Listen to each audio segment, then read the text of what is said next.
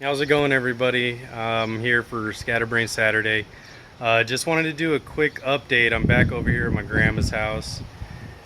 We still haven't sold it. We actually decided we are going to end up doing like long-term rentals and vacation rentals. So we have the application in process, actually finished, but just waiting to get approved and get the lease going for the vacation short-term rentals. Um, But we were able to actually rent it out, it seems, for like a month for like a trial period, because anything over 30 days we're able to do is just any kind of lease rental, it seems like. My mom's actually the one kind of running everything. So I did kind of just want to give you guys the update on that and what's going on here with the house. But I too, while discussing that, wanted to kind of go over some of the difficulties that in this short period of time of just doing this, what it's been like, because we have been trying to advertise it. We've had certain people walk through the house and kind of look at it. It seems like a lot of them were really just, feeling the water, not really sure what they wanted to do. Just kind of came in open house style listings and everything like that. And then we went ahead and it seems like we've listed it a couple of different places, and we actually got Airbnb seems to be doing okay. And that's where we got our first person from. So my mom's been doing that, pictures, listings, all the information. I've just been kind of maintaining the house here, and that's actually been very difficult to just find out, especially with the heat here in the summer. Little things like the landscaping here. I don't know if you guys can see it. But from the heat and everything, it's patching just because the sprinklers were getting dirty. It seems like just the sizing of the pipe that they may have to be redone, or we might have to think about maybe artificial turf or something like that. Just regular lawn maintenance. I mean, like this ficus tree thing back here is really difficult to maintain. It's constantly dropping leaves and everything like that, and just to keep that clean and trimmed, and it grows pretty quickly, so that's pretty difficult.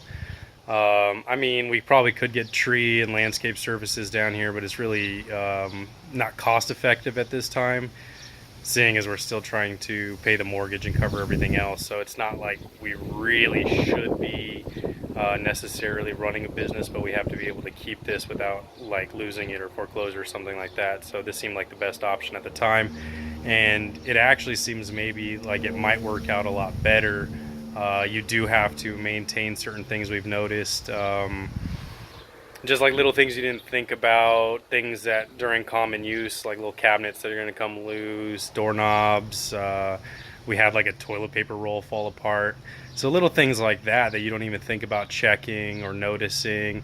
Every time we run over here to do something, it's little things we miss, like forgetting to bring your toolbox or something like that, because you don't really realize what you're going to come across. I've noticed a couple of hinges that came loose that I had to tighten and stuff like that. Little things like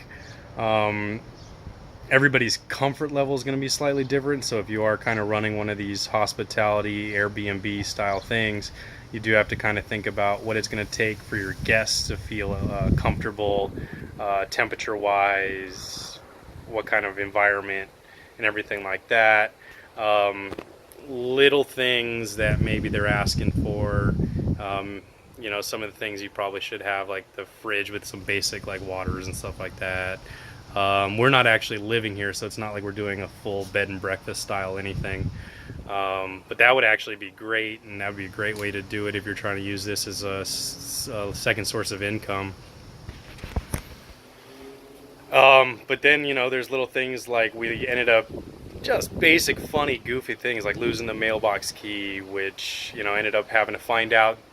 That was really interesting to find out that it was going to be about $95 to have a locksmith come out, it looked like. And then if you went through the post office, it was just ridiculous. So I ended up getting a drill, looking at a YouTube video on how to remove the lock. It took like less than 30 seconds to drill through the lock, and pretty much popped it right off. The little tab in the back fell right off, went down, bought another one for $6, put that all together. So for less than $6 in gas, I was able to replace that mailbox lock. So little things like that you might be able to do yourself. There are certain things that we probably won't be able to do, like we did have an electrician come out and double check everything. I know nothing about home electricity as far as what codes are and stuff like that, so I didn't even want to touch that or get in the realm of that area. So there are certain things you may not be able to do. I'm not licensed to work on air conditioning, so that's something I would have to say no to if something came up. There's little goofy things like that. I don't know necessarily about the law as far as being the homeowner, because I know they do give you some leniencies on what you can and can't do as far as not being a contractor when you're working on your own home that you own. I imagine you still have to go through the city, get all the permits, and do everything like that, so I can't really give any advice there. But just as far as like coming in here once a week to maintain it, stopping by just to make sure that everything's okay, all of these little things that you don't think about may be necessary when you're trying to run one of these like room rental style businesses and constantly keeping the house up. So those are some things you probably need to think about if you are trying to run one of these. Is you do need to be have good hospitality. Make sure you know that there's going to be certain things that come up that you need to be financially ready for, like the electric bill is going to change since we were not occupying the house and now there's somebody living here, water bill, all kinds of little goofy things that you may have skipped over while you were kind of just figuring out what you wanted to do. You got to make sure that the house is prepared and ready to go beforehand, before you even start showing it, because you don't want to be running around doing last minute stuff, stressing about how to get it done. So there's a lot of kind of goofy things in there. So for this Scatterbrain Saturday, I kind of just wanted to give you guys a little update about what was going on in the house and some of the little goofy things we've ran into while trying to keep it running. All right, you guys have a good day.